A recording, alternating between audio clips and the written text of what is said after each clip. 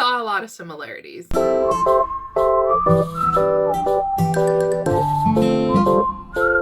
Hi guys, welcome back to my channel. Now for today's video, I'm very excited to talk about some book recommendations based on some very popular books that was actually discussed here on booktube and also on bookstagram. They're popular romance novels, and if you're looking for the next book that kind of reminds you of the books that you really loved and talked about, then this video is definitely for you. In this video, I'm going to be giving you some recommendations based on books from Helen Hoang, from Talia, Hibbert, and also from Emily Henry. So if you love those authors' novels, then definitely try out some of these books that I'm about to talk about. So for the first recommendation that we have is actually based on a very popular novel called The Kiss Quotient by Helen Hoang. So when I first received Helen Hoang's debut novel a couple years ago, I didn't know what to expect. The cover was gorgeous.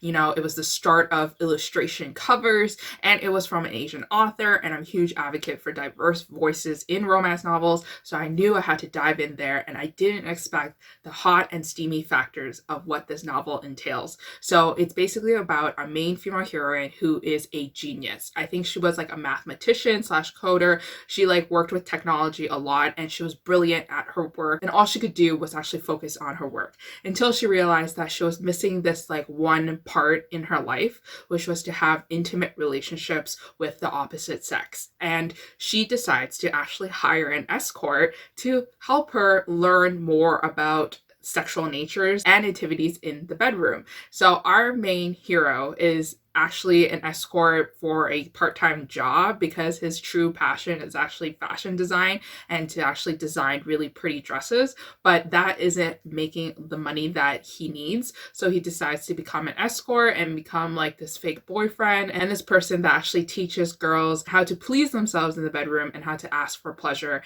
And he's immediately intrigued by our main female heroine and her different ways. So our main female heroine also deals with Asperger's syndrome, and the book definitely goes into a greater dive into what it's like to be on the spectrum and how there are more difficulties of people in the spectrum having healthy relationships and the struggles that the characters do have, and also the internal pain and struggle as well. So I really like that novel. I'm sure a lot of people who are watching this video actually love that novel too. I think that the consensus is that Helen Hoang is a great author and that everybody is highly anticipating for her latest release, The Heart Principle, that is actually coming out this year in August. Now, if you're looking for a recommendation similar to The Kiss Quotient, I would have to give a recommendation to an indie romance author that I've just recently picked up and that I adore. She has only written 3 full-length novels so far, and she's working on her 4th full-length novel for the series called the Space series. And this one, the first book, is called Space Junk, and it reminded me a lot of The Kiss Quotient simply because we have another genius heroine. I really love heroines who are just really intelligent without being in that snobby way or that condescending way that sometimes we see in romance novels, where our characters are told to us that they're very intelligent, but we don't really see how they're actually intelligent, and we're just supposed to kind of go along with it, with what the author is saying. So this one definitely isn't in the snobby way. It's a girl who is actually a NASA engineer, and she is more on the quiet and reserved side, such as our main female heroine in The Kiss Quotient, and she is brilliant at her job. She really likes to problem solve. She loves math, she loves science facts, she loves physics, and she loves space exploration. And she actually has a group of friends that are actually working in the NASA Space Center, and her best friend is actually an astronaut, and she is actually in space for book number 1. So definitely this is not one of your typical romances that you will pick up on your shelf.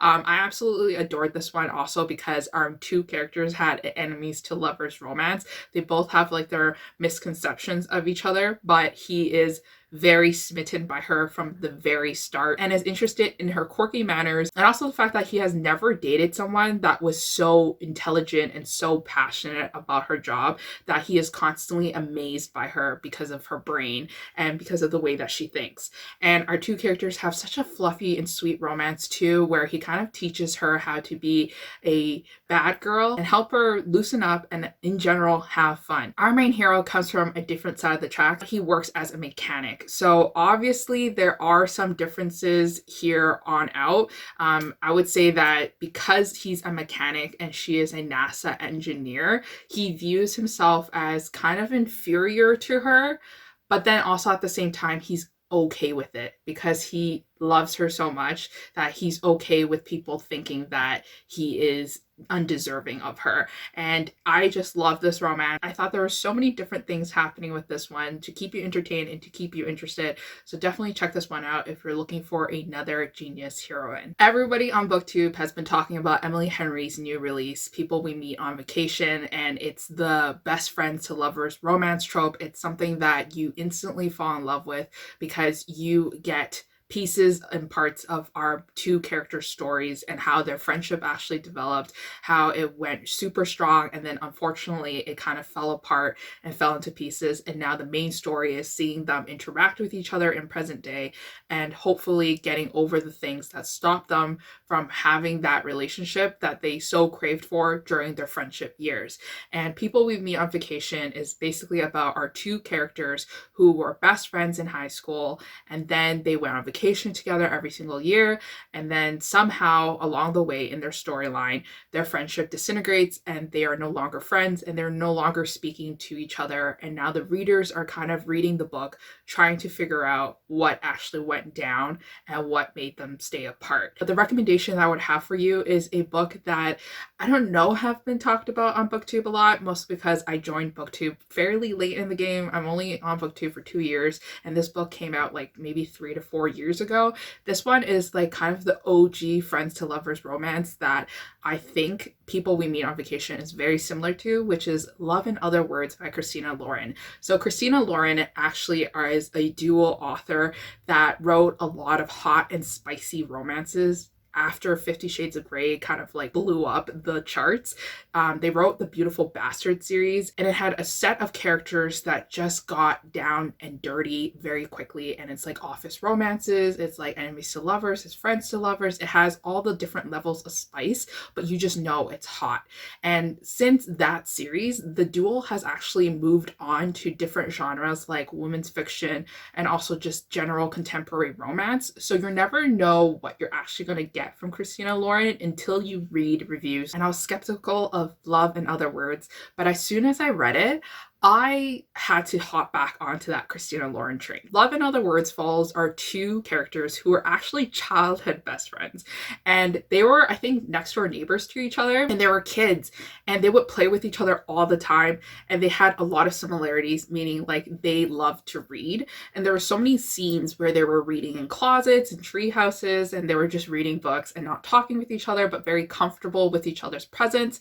You know, they were leaning on each other a lot during their middle school and high school awkward teenage years until something actually happened to stop them from having the friendship they so wanted to continue and the relationship that they possibly could have continued. They definitely had feelings for each other in high school and things like that, but something happened. And now the rest of the book kind of goes between past and present events, just like People We Meet on Vacation.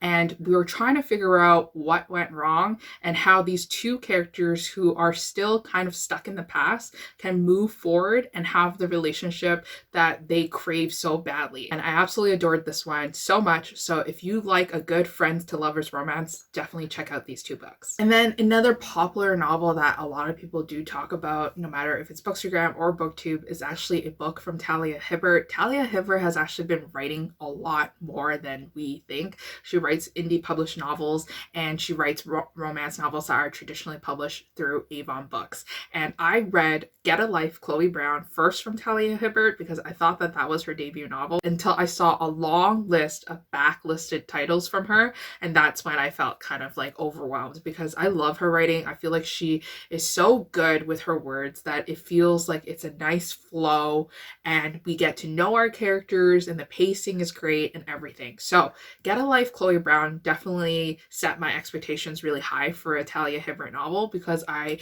loved how our character kind of broke down and discovered herself in the process. So our main female heroine has a chronic illness that she has kind of let taken over her life. She feels like she has lost some control of it simply because people are treating her like she's very fragile, and she herself in turn is treating herself very fragile, too much to the point that she feels like she's letting life slip through her fingers. So she actually creates a list of things that she wants to do to break the rules and to become this new adventure-seeking person that she never was. And she's putting herself out there, putting herself in uncomfortable situations, and in turn she actually meets the person that she falls in love with, which just so happens to be actually her enemy. And our main character is different from her in the sense that he is adventure-seeking, he's thrilling, but he also likes to stay at home and cuddle with our main female heroine. He's definitely a huge cinnamon roll. He's hard on the outside, but he's fluffy and sweet on the inside.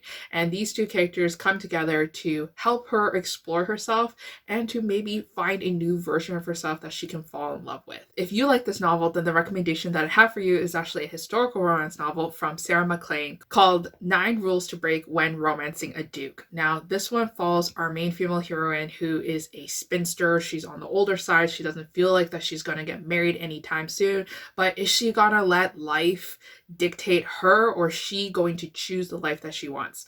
She is definitely going to choose the life that she wants, no matter if she is a female or not. And she actually comes up with like a list of things that she wants to do that breaks the rules because she is a female at that time and she can't have the same independence as a male would. And that's where she meets our hero, because our heroine is very adventurous. She dresses up like a guy most of the times, and she goes out to these like spaces where only males are allowed, and she gets to see life at different angles now, and she is having a lot of fun, and she becomes a different person through her list. For Talia Hibbert's novel, I actually have 2 recommendations that I feel like are quite similar and that I think you would really enjoy. This one is not an indie published romance. It's actually from Montlake Romance, so it's like half and half, and this one's called Dear Dwayne with Love by Eliza Gordon. And this one I read a couple of years ago, and I don't quite talk enough about, but I really enjoyed it. This one follows our main female heroine who wants to be an actress, but as you can probably tell, it's really hard breaking into Hollywood and to become a star in a movie unless you're super gorgeous, super talented, and you have all the right connections and luck in place. So our female heroine currently is working at a dead-end insurance job where she feels like that her life is slipping through her fingers too as well, and she is so tired of it because she is constantly being compared to her 2 perfect older sisters, and her mom is relentless and will never stop reminding her about how much of a failure she is. But what happens is that one of her favorite actors, I believe, have this fundraising event, and whoever is able to run the whole marathon will actually have a walk-in spot in one of their latest productions. And so she is so desperate to get that spot, so she needs to run that marathon. So in the process of getting ready for the marathon, she actually meets with a personal trainer who is actually our hero, and they learn together about each other's experiences, and also she gets to learn more about the things that she wants to do in her life, the things that make her unhappy that she wants to stop in her life, and the things that make her happy that she wants to continue in her life too as well. I thought that this book was so eye-opening because our character definitely developed herself, became a stronger character, and the character growth and development was very strong as well, because our female heroine is definitely not perfect and she learns it the hard way. And also, if you're wondering why it's called Dear Dwayne with Love, it's because she loves Dwayne "The Rock" Johnson a lot, and she actually has a blog that she writes on and she rants on, but nobody knows her blog because she doesn't promote it. It's just for the random people that come and go on the website and they read her entries. And you know, once you post something on the internet, it's there forever. I feel like a lot of my friends have an iffy feeling about this author. By a lot of my friends, I just feel like my close friends have different opinions about this author than I do. I personally love Kerry Winfrey. I think that her books are very lighthearted, they're rom-com, they're fun, they're easy to get to, and her writing is nice. I like it. So she has a new release called Very Sincerely Yours that I actually read recently, and I was very impressed by it. I really enjoyed enjoyed this cozy romantic tale about our main female heroine who also feels like she's stuck in her job, and she actually works for a children's toy store as like a sales associate. It's nothing glamorous, it's nothing fun, but it does pay for the bills. And she has a long-term relationship with her boyfriend, but unfortunately her boyfriend is a big D-bag and actually breaks up with her in the first couple of chapters, and now she is stuck in a dead-end job, and she's also single when she thought she was actually getting proposed to by the same boyfriend. And the one thing that brings her a lot of comfort is actually a children's television show starring our hero. And what I would want to say about this book, it is Mr. Rogers fan fiction, and that our hero is kind of a replica of Mr. Rogers. And don't worry, they actually talk about Mr. Rogers and say that his show is inspired by Mr. Rogers, which is cool. And now our two characters write back and forth to each other because our main female heroine actually writes a fan letter to our hero, and our hero actually replies because he's a very nice person, and he replies to every single fan letter that he receives, even though our heroine is not in the same age group as the other fans.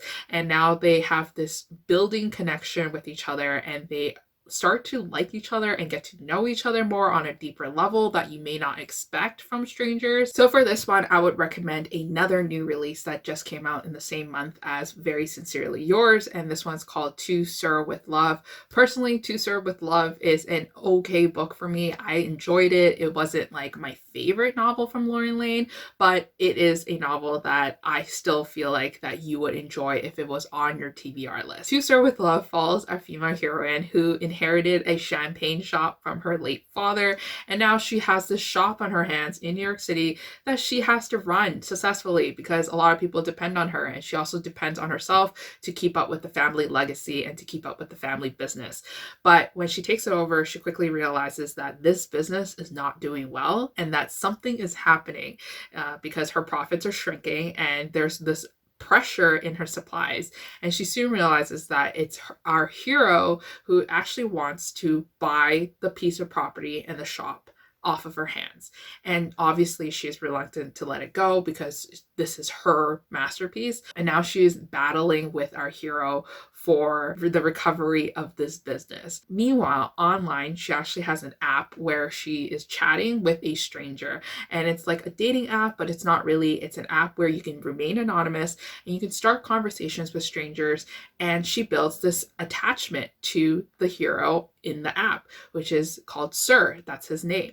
And suddenly she finds herself torn between two men, and now she has to make a decision for herself. So I thought that it was very similar in the ways that they are writing letters to each other, no matter if it's physical letters or just text messages. The next one also involves letters as well, and also lying about your identity. So if you're a fan of Lisa Kleypas like I am, then you would love this recommendation. So for Lisa Kleypas, I picked Love in the Afternoon, which involves our heroine who is responding back to letters from a soldier across seas, and she's actually pretending to be her best friend because her best friend decided that she's not interested in the soldier anymore and she wants to ghost him by not replying back to the letters. And our main female heroine feels so bad about this that she decides to pretend to be the best friend to help with the heartache that the soldier might get if he doesn't get responses anymore. When he comes back into town and he's looking for the best friend, he soon realizes that he's been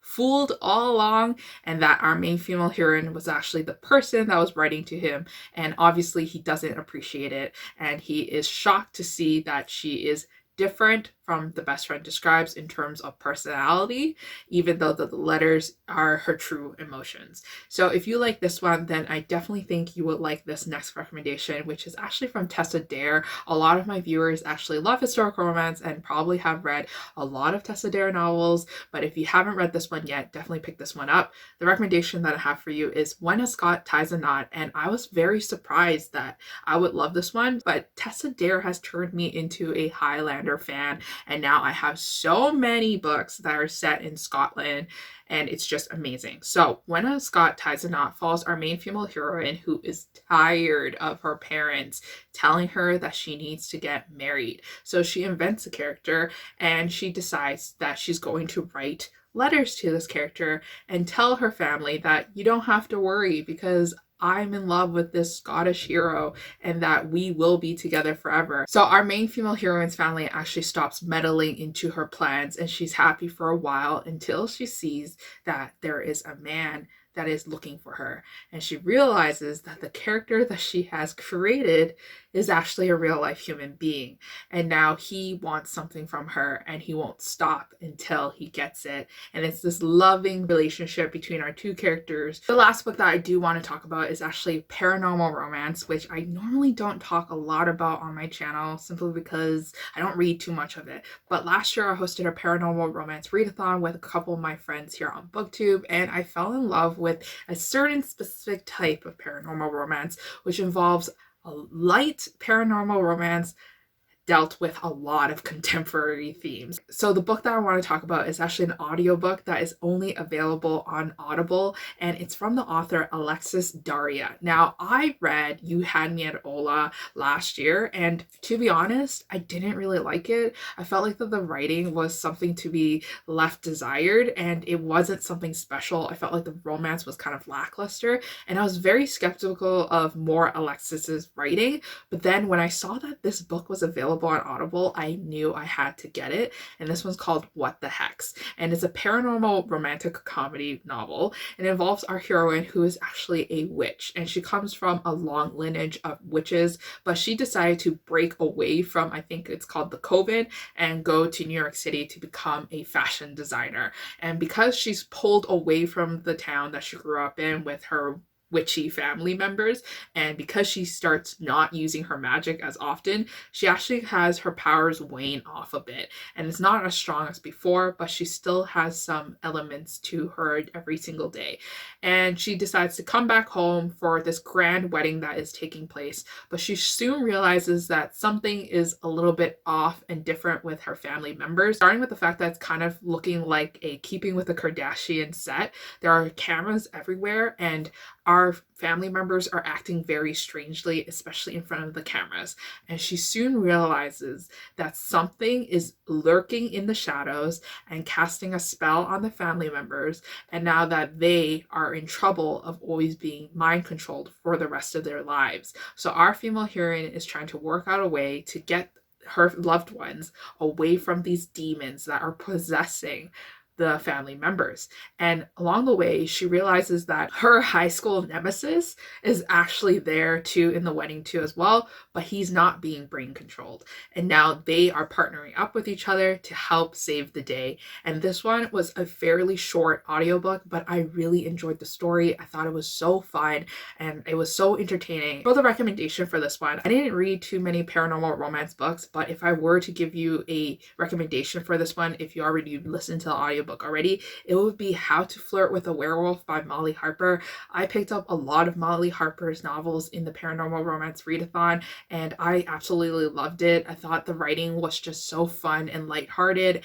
and yes, there was some paranormal elements to it, but it was mostly contemporary. Our two main characters are actually neighbors to each other, and they are in opposites attract romance. Our character is very happy-go-lucky, and then our main hero is actually a very sourly person who likes to keep to himself a lot because he actually has a secret, and that secret is that he is a werewolf. But unfortunately, during one of the days that he was turning, he actually got trapped in a bear trap, and now he needs the assistance of our main heroine to help him. And this is their romance, where they also try to figure out what's actually happening in the small town that they live in, because there has been a lot of werewolf attacks recently, and they need to figure out who is actually behind these attacks and if they can actually stop the evil forces. And I really enjoyed this one. So I feel like if you like paranormal romances and you want to add a little bit of a light one to your TBR, definitely pick this one up. But anyways, that is it for all the books that I thought that you would like if you like this certain popular novel. Hopefully you guys added more books to your TBR list,